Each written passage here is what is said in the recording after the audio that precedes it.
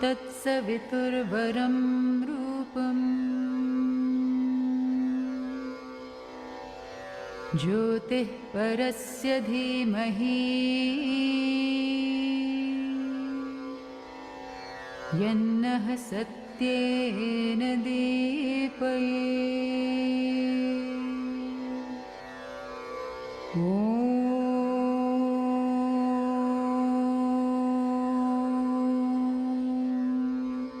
तत्सवितुर्वरं रूपम्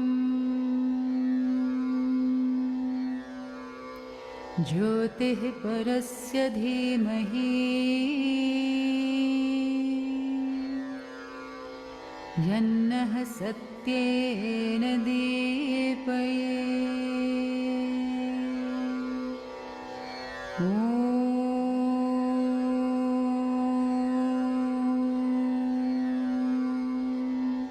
तत्सवितुर्वरं रूपम् ज्योतिः परस्य धीमहि यन्नः सत्येन दीपयेत्।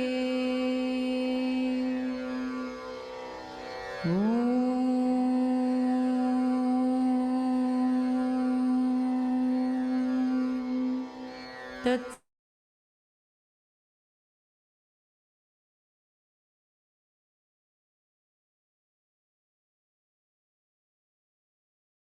So welcome everyone. Good evening, ma'am. Good evening. So let us start. I'll just put up the screen where to start from.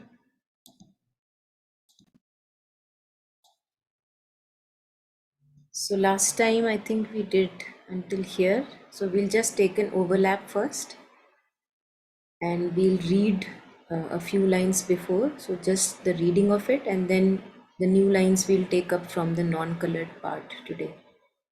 So starting from the immobile's ocean silence saw him pass on page 79. So if anyone would like to read it out for us, please go ahead. The immobile's ocean silence saw him pass, an arrow leaping through eternity, suddenly shot from the tense bow of time, a ray returning to its parent's sun.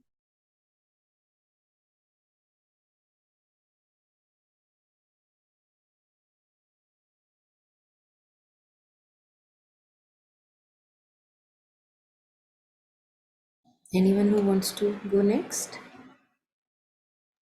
Just taking an overlap of the lines that we did earlier. Yeah, opponent of that glory of escape, the black inconscient swung its dragon tail, lashing a slumbrous infinite by its force into the deep obscurities of form. Death lay beneath him like a gate of sleep.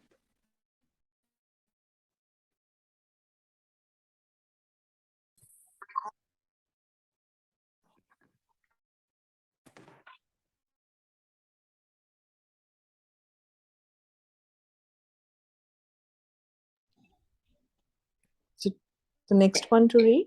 Yes, the next one if you could. Yeah, thank you. All right. One pointed to the immaculate delight, questing for God as for a splendid prey. He mounted burning like a cone of fire. To a few is given that godlike rare release.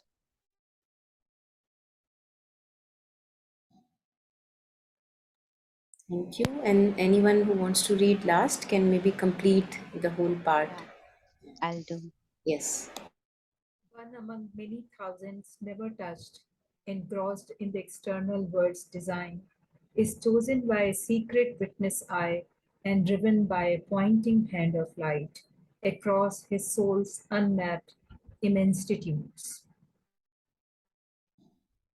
Thank you, Dr. Anjali. Pratima, maybe you can take the next last half. Sure. A pilgrim of the everlasting truth, our measures cannot hold his measureless mind. He has turned from the voices of the narrow realm and left the little lane of human time. Yeah, thank you so much, everyone. So this is where we last left, talking about Ashupati's experiences, that how he's going from one realization to the other and then not stopping on the way in between. So just taking a few lines and then we catch up with the new lines. A pilgrim of the everlasting truth, our measures cannot hold his measureless mind. He has turned from the voices of the narrow realm and left the little lane of human time. So, human time, the time that we spend usually in our ordinary state as a human being, it's nothing but a narrow lane in the vast adventure of consciousness. All the time that we spend in our thoughts, feelings, making them to be so real, always getting entangled with them and trying to fix and connect the dots within that. So with Mother and Sri Aurobindo, it comes again and again, even in Savitri, many a times, that one has to, if one wants to embark upon this journey of adventure of consciousness, one has to leave the thought realm. In one of the lines in Savitri, Sri Aurobindo says, cast away thought from the nimble light of ape. Nimble ape of light. So thought is nothing but a mimicry of light. So it appears to us that being in the thought stream, we will be able to resolve something. But all of us, we know that how thought is more entangling than anything resolving. We are Monica, not. sorry. Yes. Thought is nothing but mimicry of, you said something. Mimicry of light. Light. Okay. Yes, yes. So there is one sentence, if you recollect in Savitri, cast away thought from thee, a nimble ape of light. So it's a mimicry of light. Okay. It's not actually the true light, but it mimics the light. It's something like, a little plaything in our hands that, okay, you can play around with it, but it doesn't give us the true supramental light. Absolute truth it doesn't give. Okay. Thank you, Monica. Yeah. So, and at other places also, Sri Aurobindo talks about that as if thought is a curtain between us and our soul consciousness. And we realize again and again that no matter how many times we talk about it in our sessions, or we may read about it in books, that yes, I don't have to be in the thought domain. But even wantingly, unwantingly, we just slip back into the thought domain. We all know that.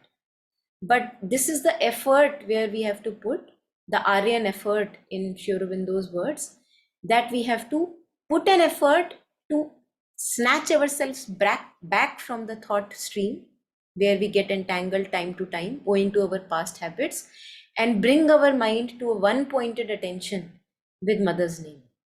That's the golden key that is given to us. Without that, this curtain won't be pierced and the new door won't be opened.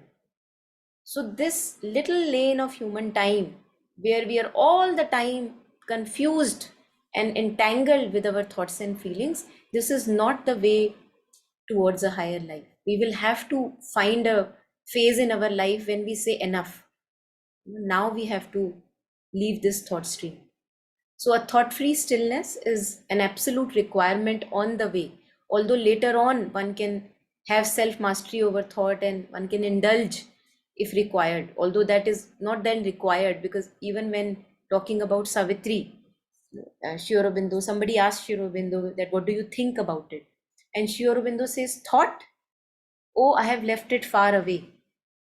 So all this revelation is direct knowledge. When the mind is silent, it serves as a receptacle to the divine knowledge, to the higher knowledge. So that's where that Ashupati, in his experiences, he left the little lane of human life. So he's just mounting like a cone of fire, like a rocket, like launched into this adventure of consciousness. greater and greater degrees of realizations. So we are going to take it forward today, where all he goes and what all he realizes. So if there is anything in between by anyone, please unmute and share at any moment of time.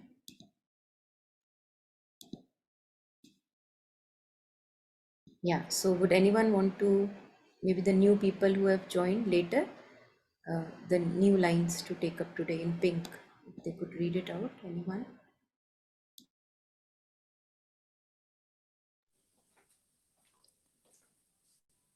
In the hushed precincts of a vaster plan, he treads the vestibules of the unseen, or listens following a bodiless guide to a lonely cry in boundless vacancy. Yes, thank you. So where he is entering now, there is absolute silence. And precincts is a reference to, like, you enter a huge temple, and then first there are other areas in the temple, and then the heart of the temple, the shrine where the deity is seated. So those, the starting area of the temple would be called as precincts, that wall where the temple starts. So now he is entering a territory in the adventure of consciousness, absolute silence, absolute stillness in the hushed precincts of a vaster plan. So this is just the initial area. It's not that that's it. There is just vast immobile silence and that's it. The journey ends there. No, it is a precinct. It is an opening area, like a territory of a much vaster plan that is going to reveal itself to Ashwapati. He treads the vestibule of the vestibules of the unseen. So vestibule is referring to an area in, like, Roman houses or older houses, where you have an area in the beginning where you leave your coats and boots and all that, and then you enter the main hall or the area. Vestibule also refers to when in trains, in Indian trains, you have connections between the two coaches, and that's the open area, which is just like a connection and it leads to some other place. So now he is entering a place after a new place in this journey of consciousness, and he's treading the vestibules of the unseen. And one thing which I thought maybe would resonate here is, and in a vestibule, you take off your jackets, you take off all the baggage that you are carrying. Now it's not needed. You take off your coats and boots and all that was needed on the travel. So that's how he's entering these domains further of realization, or listens following a bodiless guide to a lonely cry in boundless vacancy. So there is as if a huge, vast stillness that he enters. And there is no one there to guide him apart from either a lonely cry, something that he hears, just like a, like a bird that is flying, and like an eagle or a hawk, and it makes a cry, and you follow that cry. So just that cry, maybe there some cry which leads him on, or a bodiless guide. And this also reminded me of how they say that this journey, no matter how many people may be together on the path, this inward journey is a lone journey. So here it also, in many lines, it kind of reveals, Sri Aurobindo reveals to us that it's a lonely journey. There is no one but Ashwapati himself.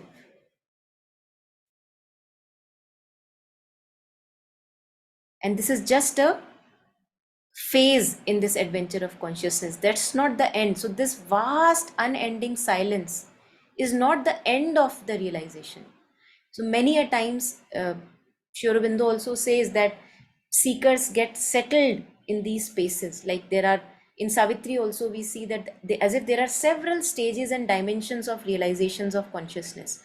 And it appears to us, whenever we touch one domain, it appears to us that is it. That is it. So we can settle there. But we, since the divine is infinite, this adventure of consciousness is also infinite. There are many, many stages to progress. But this vast unseen, this boundless vacancy is just a stage that he is passing. Like a rocket, he's crossing this stage. Yeah, so anything here? Anyone wants to share or add on?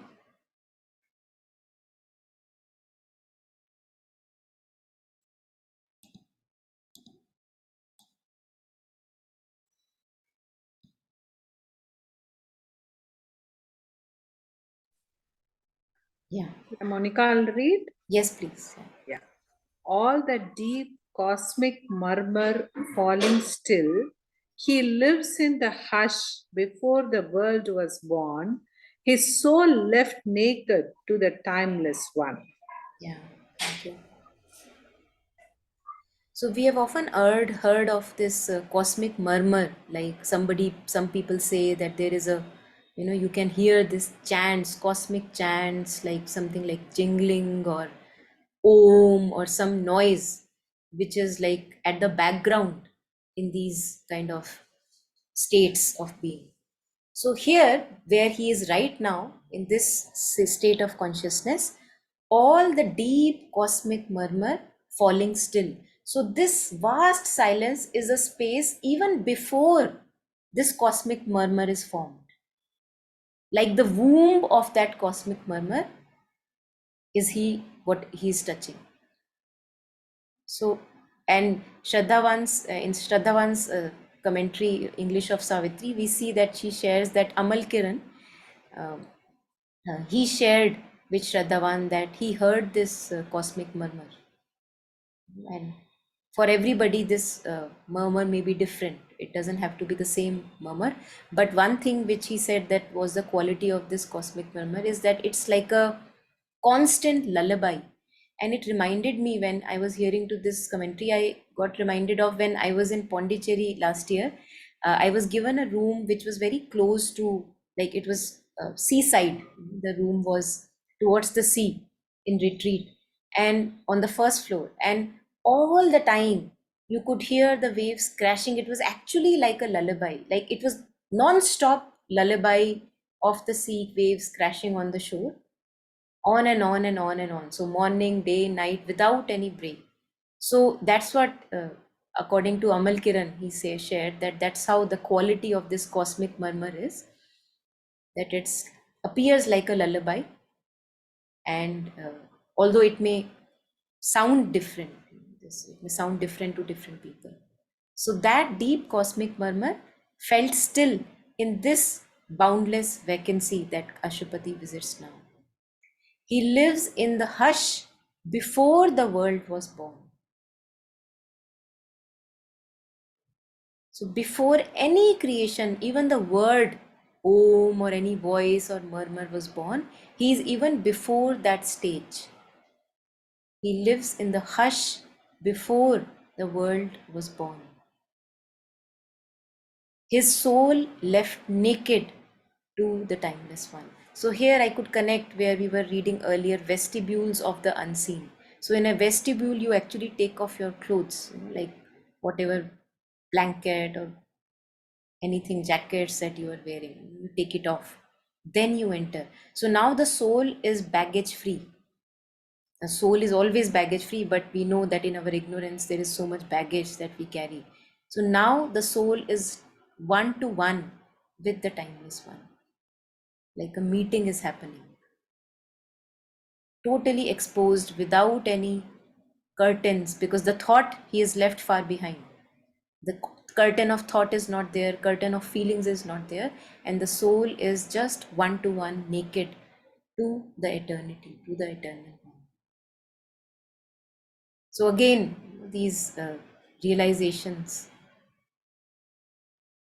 And as Sri Aurobindo says, that this journey is from one realization to the another and to the another to the another. So I think we get a very beautiful glimpse of all these realizations here. And also the necessary steps that remaining in the chaotic, scattered thought consciousness, we cannot imagine that we'll be able to hear what my soul wants to say. So then he goes on, just highlight it. Yeah, anyone who wants to go next? May I? Yes, please. Yes, Lataji. Far from compulsion of created things, thought and its shadowy idols disappear. The molds of form and person are undone. The ineffable wideness knows him for its own. Thank you. Thank you.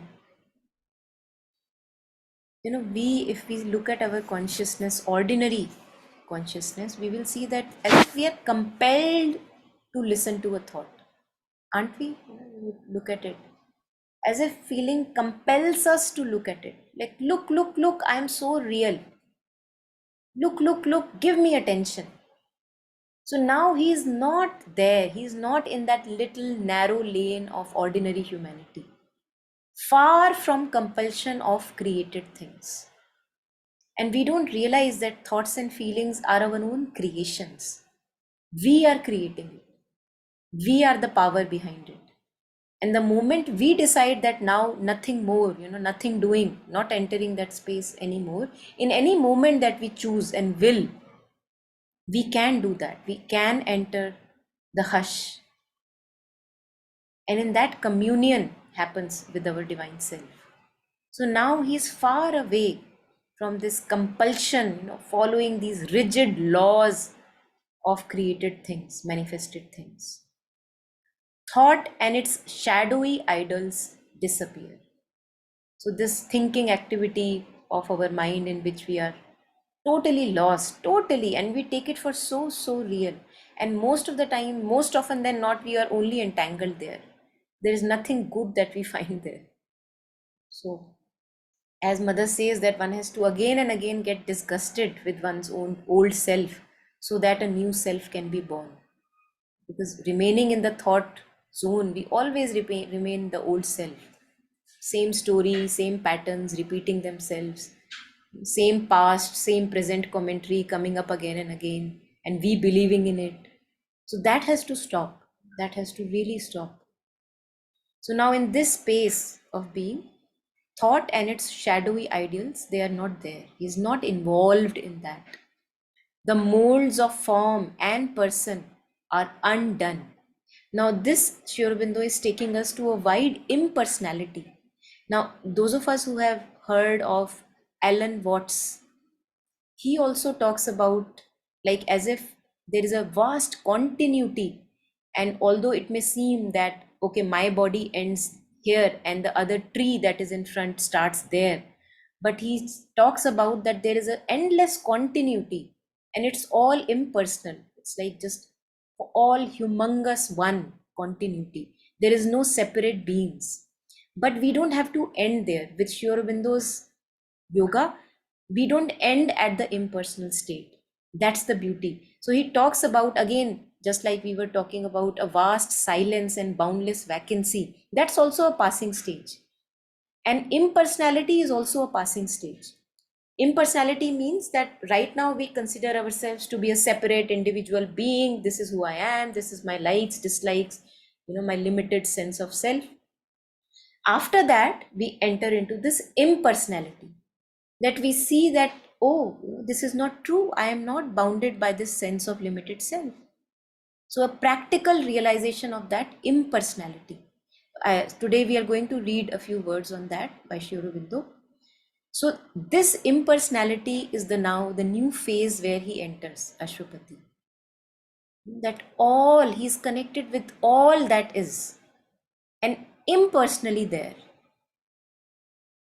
Like a world of desire may be there, a world of vital forces must be there, world of mental forces must be there, but there is nothing personal, like this is me, this separate entity. So this is where he has entered, where the molds of form and person are undone. Me as a limited sense of physical ego, that's undone.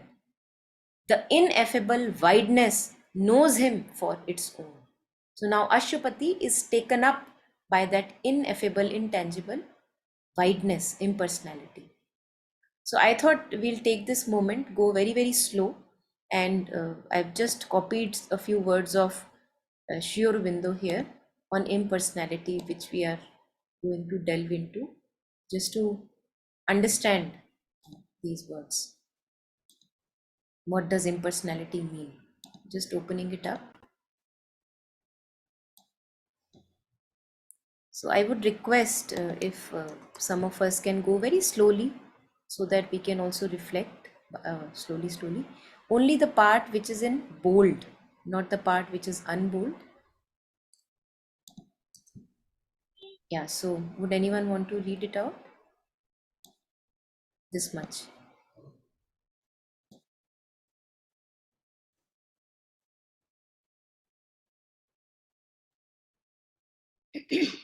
Can I read? Of course, yeah, please. In other words, man's way to liberation and perfection lies through an increasing impersonality. It is his ancient and constant experience that the more he opens himself to the impersonal and infinite, to that which is pure and high and one and common in all things and beings, the impersonal, the infinite in nature, the impersonal and infinite in life, the impersonal and infinite in his own subjectivity. The less he is bound by his ego and by the circle of the finite, the more he feels a sense of largeness, peace, pure happiness. The pleasure, joy, satisfaction, which the finite by itself can give, or the ego in its own right attain, is transitory, petty, and insecure. To dwell entirely in the ego sense and its finite conceptions, powers, satisfaction is to find this world forever full of transience and suffering, anityam, asukham.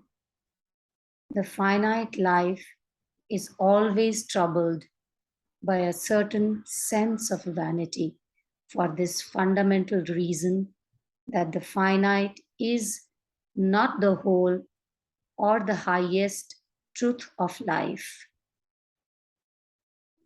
Life is not entirely real until it opens into the sense of the infinite.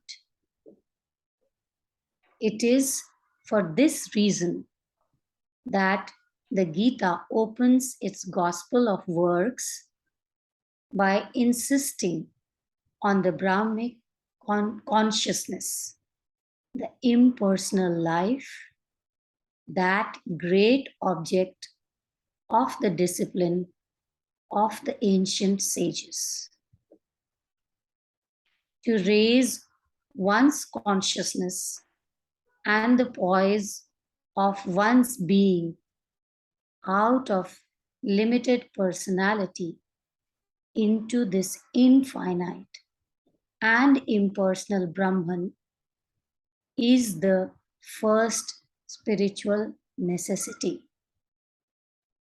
To see all beings in this one self is the knowledge which raises the soul out of egoistic ignorance and its works and results. To live in it is to acquire peace and firm spiritual foundation. Yeah, thank you so much. So here, Sri Aurobindo gives a glimpse that what is the problem with the ego sense, that we will always be incomplete if we remain in the ego sense. Anityam, asukham. Anityam, that which is fleeting and transitory. We cannot get any lasting contentment there. All that we try to do in our relationships and all that is fleeting, basically all that is can be sensed and touched and felt. We cannot get lasting satisfaction through those finite appearances. So he makes it very clear that this has to be done. This is one of the necessary steps on the path, this sense of impersonality. But then the beautiful thing is that he doesn't end there. He goes on. And then I think we would go ahead a little and read maybe a bit more, not all of it, but maybe this much, the part in bold. If anyone wants to go next.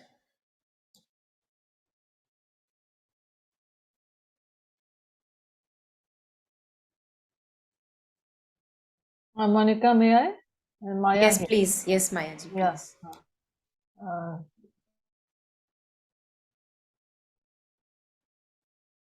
Sannyasa, there must be, is not the fleeing from works, but the slaying of ego and desire. I'm audible? Yes, you are. Yes. The way is to abandon attachment to the fruit of works, even while doing them, and the way is to recognize nature as the agent and leave her to do the works, and to live in the soul as the witness and sustainer, watching and sustaining her, but not attached either to her actions or their fruits. The ego, the limited and personality, is then quieted and merged in the consciousness of the one impersonal self, while the works of nature continue to our vision to operate through all these becomings or existences, who are now seen by us as living and acting and moving under her impulsion entirely in this one infinite being. Our own finite existence is seen and felt to be only one of these, and its workings are seen and felt to be those of nature, not of our real self, which is the silent, impersonal unity. The ego claimed them as its own doings, and therefore we thought them ours. But the ego is now dead, and henceforth they are no longer ours, but nature's. We have achieved, by the slaying of the ego, impersonality in our being and consciousness. We have achieved, by the renunciation of desire, impersonality in the works of our nature. We are free not only in inaction, but in action. Our liberty does not depend on a physical and temperamental immobility and vacancy, nor do we fall from freedom directly we act. Even in a full current of natural action, the impersonal soul in us remains calm, still, and free. Thank you so much. Thank you.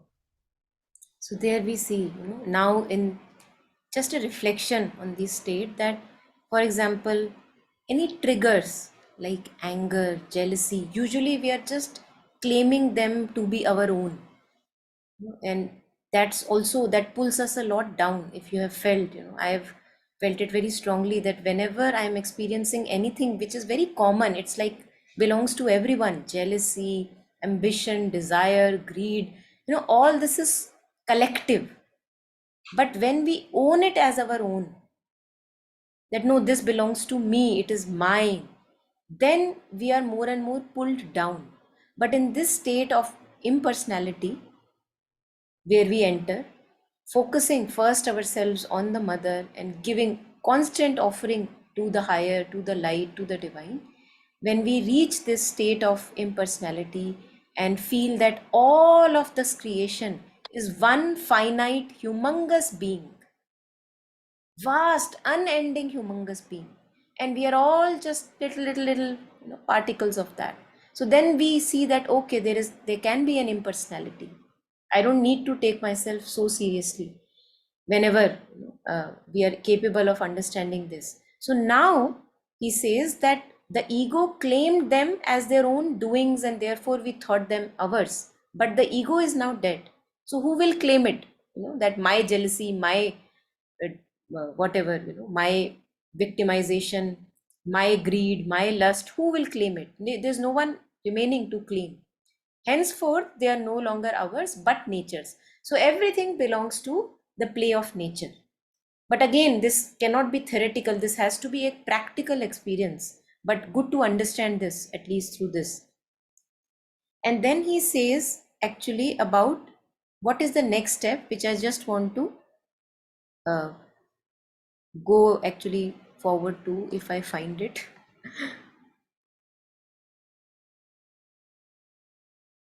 Yeah, so then he takes us forward from impersonality to the highest divine being, where Gita also talks about it, the highest Purushottama. So the world does not end, the realization does not end on this impersonal self. He says that the realizations go on and we have to further unite ourselves with the highest divine being who is the Purushottama, which Gita also mentions of. So here he says, I think I'll just read this. Yeah. So God is an ever unmanifest, infinite, ever self-impelled to manifest himself in the finite. He is the great impersonal person. Look at the paradox. He is the great impersonal person of whom all personalities are partial appearances. So yes, he is all these personalities, but he is beyond these personalities as well.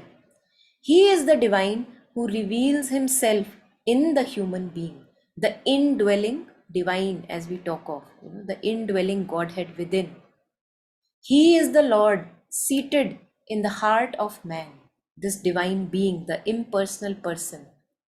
Knowledge teaches us to see all beings in the one impersonal self, and then through this impersonality to see them in this God, in the self and then in me. So first we connect with everything in existence as this vast impersonal self, and then the journey doesn't end there.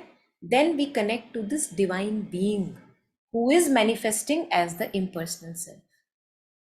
So he says we have to arrive at him through our lower personality, but not through our lower personality, but through the high, infinite and impersonal part of our being. So this is a necessary step on the way, that first I dissociate myself from the ego personality, I expand and become vast and impersonal as myself, and through that impersonal part I approach the supreme, the Purushottama. So therefore it is to the impersonal that we first have to attain. But neither is the silent immobility of the impersonal self, apart from all that it sustains, contains and pervades, the whole satisfying truth of the divine. So we don't settle there, because that is not it. We have to move further. Yeah, I think I'll just remove the horn a bit. That is the Purushottama who possesses both the Akshara and the Kshara. So Shara is that which is perishable. All that is we see in the manifestation, that which perishes, changes form. So today there is body and then it changes form, it becomes something else, it perishes. So all that manifested world of creation is Shara. And Akshara is beyond beyond the perishing, Akshara. So this is the Purushottama who possesses both the Akshara and the Akshara, seated in the immobility. He manifests himself in the movement and action of cosmic nature. To him, even the liberation, the sacrifice of works continues to be offered. So he's just taking us to the ultimate possibility, that we don't have to stop at the impersonality, we have to go further and give ourselves consciously to the Supreme Being, to the Purushottam. Yes, Dr. Anjali? Can we go a little bit up on the line? Therefore, it is to the impersonal.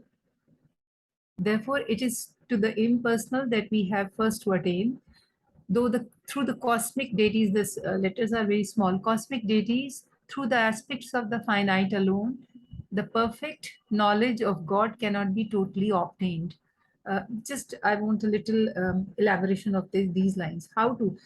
This is good in the sense that we have to attain that impersonal. But how to attain that impersonal?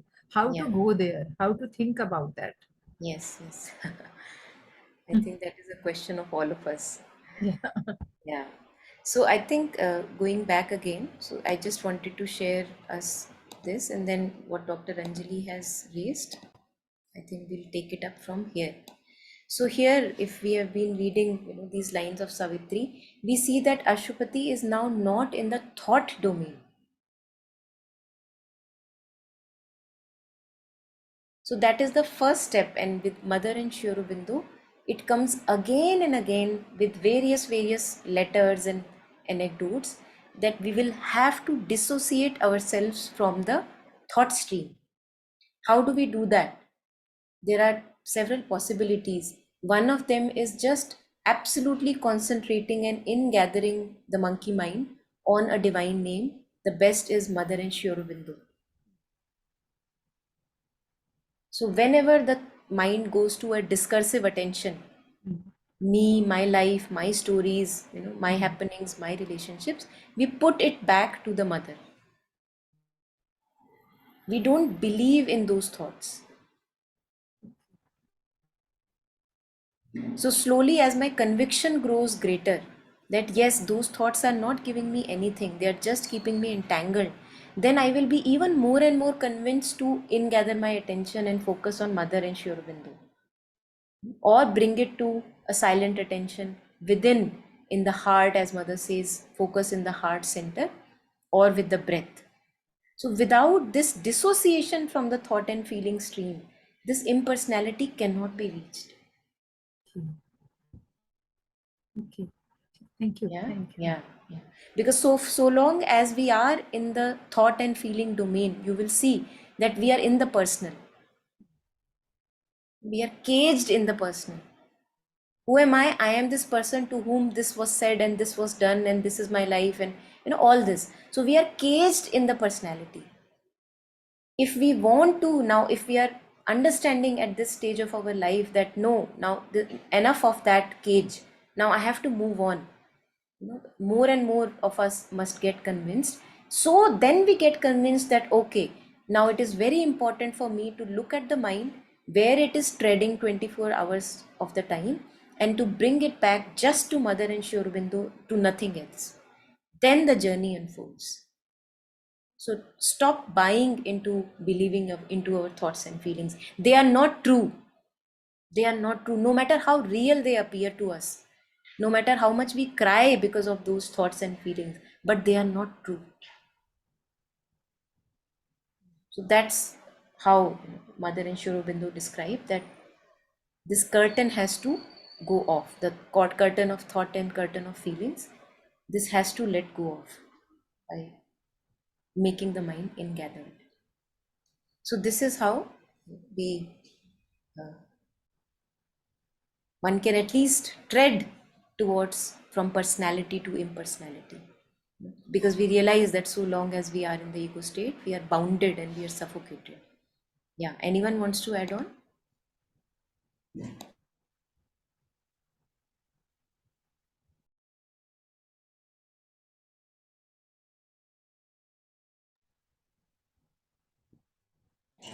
So here he goes again, he goes forward, and we see again Sri Aurobindo describes what happens next. So anyone who wants to go next?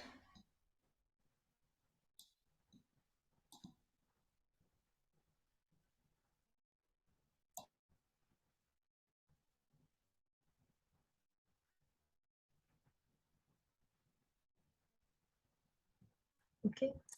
A nameless marvel fills the motionless hours. His spirit mingles with eternity's heart. and wears the silence of the infinite. Yeah, actually, we have to read the lines in yellow. Okay, if you can. sorry. A lone forerunner. Yeah. Okay. A lone forerunner of the Godward earth, among the symbols of yet unshaped things, watched by closed eyes, mute faces of the unborn. He journeys to meet the incommunicable, hearing the echo of his single steps in the eternal courts of solitude.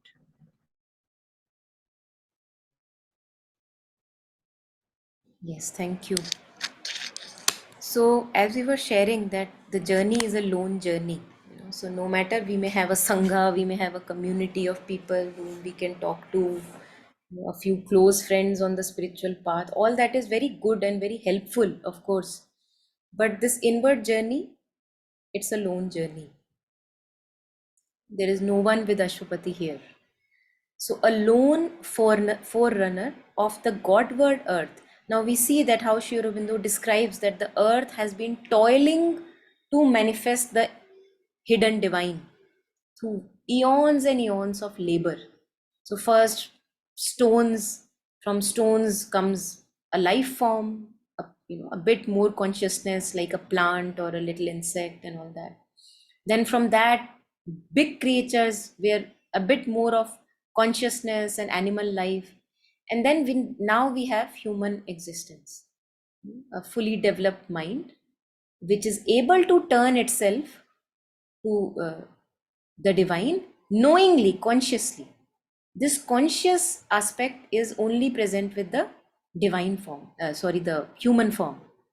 Earlier, nature has been toiling, and without their participation, without the participation, active participation of stone or a rock or a plant or any animal, insect species, without their active participation, the nature is toiling and making them go forward in growth of consciousness. But here at this stage of evolution of consciousness, we see that that's why human birth is called so precious, because now we can consciously collaborate. The mother nature who has been toiling so hard, and I think in Savitri only these words come where he says that it's like as if a labor pain has been continuing for eons and eons, and she is not able to give birth to the Godhead that is expected out of all this evolution. So now that's our responsibility to consciously collaborate, because that's the preciousness of human birth. Now, even if now we live like animals, now that's what Kabir would say, a waste of life. What did you do? You reproduced, you ate like animals, you sustained a life like animals, all the animalistic instincts, and nothing consciously you did. Everything happened unconsciously. So life gave you blows. You learned through those blows, but they were all unconscious learnings. So that's why human birth is so very precious. Manush Janam Amol Re. Because here is the chance that we can consciously collaborate that, yes, Mother Nature, I see what you are trying to do. And now I, your child, I am ready to sacrifice all that which is the animal part of me towards a life which is more diviner, which is my birthright. So a lone forerunner, he is the one who is marching forward. He is the first one in the marathon race, or who is as if representing the Godward earth.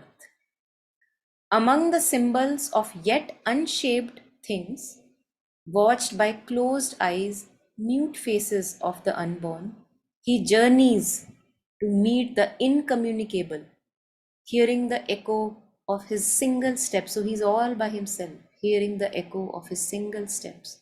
So you are going in a tunnel and there is nobody in that tunnel but you. So you hear an echo back of your own steps, hearing the echo of his single steps in the eternal courts of solitude. He is journeying to meet the incommunicable. Now this here, where he shares in the second two lines, among the symbols of yet unshaped things, watched by closed eyes, mute faces of the unborn.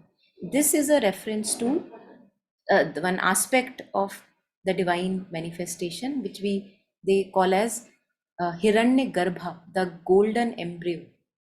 So there are three aspects. One is Prajna, which is the supreme, the truth. Unmanifest, which has also the manifest within it. Hiranyagarbha is that golden embryo, which is a potential state in which the shapes and dreams and manifestations begin to come. That's golden embryo. And then there is another state which is the manifest, which is they call as Virat, that which is vast and manifested. Yeah, Dr. Anjali, you want to share something? No, actually, my laptop got into some trouble, so I'm joining it again. Okay. Thank you so much. Sorry for this. No problem. So I'm going to share a bit again, just to understand the aspect of Hiranyagarbha. And usually for us, our waking state is what we call as I am awake. But for a man who is spiritual, the waking state is a sleep state. Because when we are awake to our senses, then it is as good as sleep, because we are not awake to our subliminal self. We don't know what all is there behind this screen or surface consciousness. So I'm just going to put this up to understand it a bit better.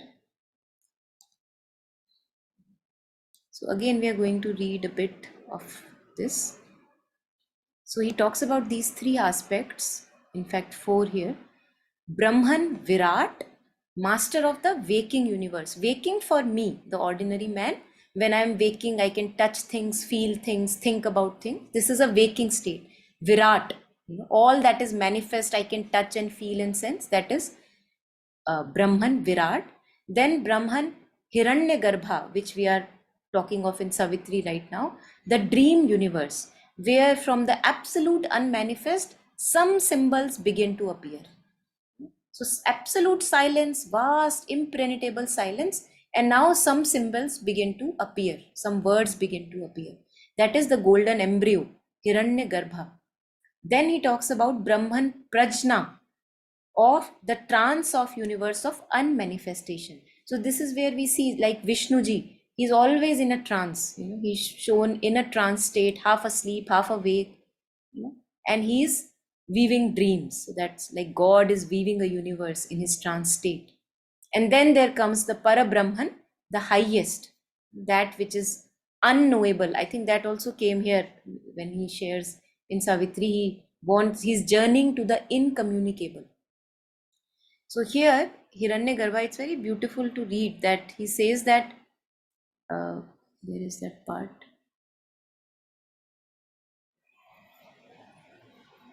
Yeah, this one maybe. So the self that becomes all these forms of things is the Virat, or the universal soul, the manifest. The self that creates all these forms is the Hiranyagarbha, the luminous or the creatively perceptive soul. And the self that contains all these things, everything, all in one, is Prajna, the conscious cause or the originally determining soul. So the one who is beyond any cause. So like we talk about cause and effect. Why did this come? Because it came from this, then it came from this, then it came from this. But the one who is originally there, he has no cause. He's not any cause. He's not coming out of a cause. He himself is the cause. So that's Prajna. Beyond all these is the absolute who permits all this unreality but has no dealings with it. So that's where we go even further beyond that. So I thought it was very beautiful to just maybe look at these words and what are our possibilities, because usually we are in the level of our waking consciousness and we are thinking that that's it, that's our life. But in Savitri, he just shared that that's only a narrow lane of human life. And vast part of it just beyond our reach, because we don't center our mind. We don't still our mind. We have too much faith in our thoughts. Too much faith in our thoughts. That yes, I am going to resolve this by my thoughts. So although at times we are able to resolve, and that is why it is called an ape of light, aping of light, like a mimicry of light. So it gives us a promise that yes, I will resolve something for you. And it at times does also. But all that we have is only temporary resolutions. So if those of us who are convinced for a greater resolution that we have to go there and claim the greater consciousness, we will have to detach from the surface stream of thought and feelings. So here, among the symbols of yet unshaped things, referring to Hiranyagarbha, watched by closed eyes, mute faces of the unborn. For that we don't need any mortal eyes. For that we need the inner vision, the symbols and the dreams. So I think we'll just take these last 3 lines, and then for today we can end here. Anyone who wants to share, go next.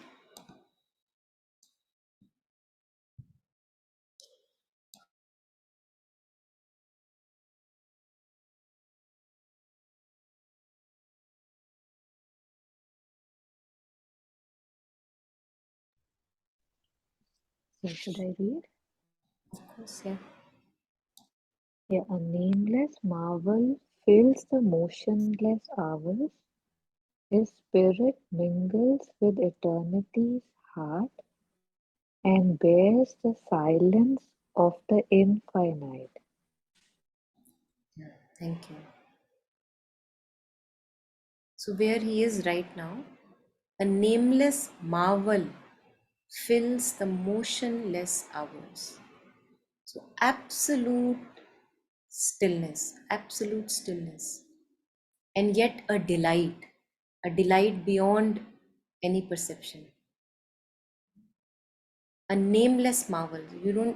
We usually are able to name it, but when something is so beautiful, we are unable to name it. A nameless marvel fills the motionless hours. And here, as if the time has frozen in all these experiences. His spirit mingles with eternity's heart and bears the silence of the infinite. So for him, the time has absolutely come to a standstill. How we are running throughout the day, now time for this class, or maybe that thing or that thing, time for lunch, time for meals. So now he's entered into this territory where time has come to a standstill. And he feels totally one with the eternal consciousness. And he's receiving this boundless silence of the infinite. And what we will, I think we should take later only, where we see that along with this ascent that Ashupati is making, now he gets a descent. There is a response in return to his call. All this running that he has done, all this beaming like a rocket from the earthly atmosphere, the ordinary human consciousness that he has done, now he gets a response in return because of that aspiration, the ascent. So that's what Sri Aurobindo will take us next time.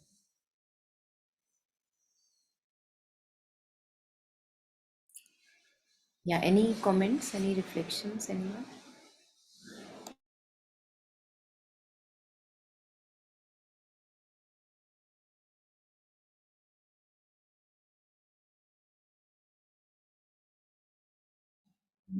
Okay, so I think many little hints here for us, and again, one thing for me, it's I think coming again and again, that we can't just remain in the ordinary thought feeling stream and then want that something higher I should be taken. I should be away from the clutches of this limited personality that we are suffocated in. So we will have to do some little sadhana. I'm sure we all are doing, but I feel the urgency of it. There is an urgency that is there. So I think good for us, good to feel that urgency every now and then, because otherwise the daily rut of life is too compelling. It compels us towards us, and we are again and again losing the thread. As if we forget, we again fall into the slippery slope. So good for us to feel that intensity or urgency. Yeah, anything? Any last comments, anyone? I think when we fall from our higher to lower consciousness, or we dwell into, or we enter into our grooves, only thing which saves us is that, what you said, the thought monkey mind, to capture that or control that monkey mind, is take the name of japa only. At present, that is working only because it is deliberately, every time you see the face, you hear the voice, that thought starts again, this thing, that thing. So only the taking shelter into the name of mother is the only remedy. Absolutely. Absolutely. Because these things are good, that at the mental level, infinite and impersonal and all these things, when we are in this normal state, sometimes it happens that we have to come out of that situation which is disturbing so much. So only name jap is. So today for me, it's only that you have to take only the name of Ma and Shreya. That's, yeah, absolutely. Thank you so much. I think that's the golden key that we have. Yeah. Thank you. Yes. Thank you. Yes, we are protected in that way. Thank Yeah. you. One thing more which I wanted, it may be my childish request, that please, can't we continue this Savitri class regularly, daily? Actually, we do it every Monday at 7. We can't, I think I won't be able to do it every day. No, at personal level, I think reading Savitri daily is for our personal effort, and then when we meet on Monday, then we can discuss. Yes, absolutely. I can share actually with you the previous recordings. So we have about 80 recordings earlier than this. So I can share with you, and if you feel like, you can go through them. Okay, thank you so much. Thank you so you. much, Monica. Yes, thank you. Okay, thank you, everyone. And I think from impersonal to personal, seeing the faces also heals something. I think we can, those of us who are there, they can show our faces, because Dr. Anjali is joining through Namaha. So yes, Sharda ji also joined us through Namaha only. So yeah. Good to see the faces. After all, we all want human affection. Yes. Yeah. Yeah, Dr. Anjali, you have joined the Falguni ma'am's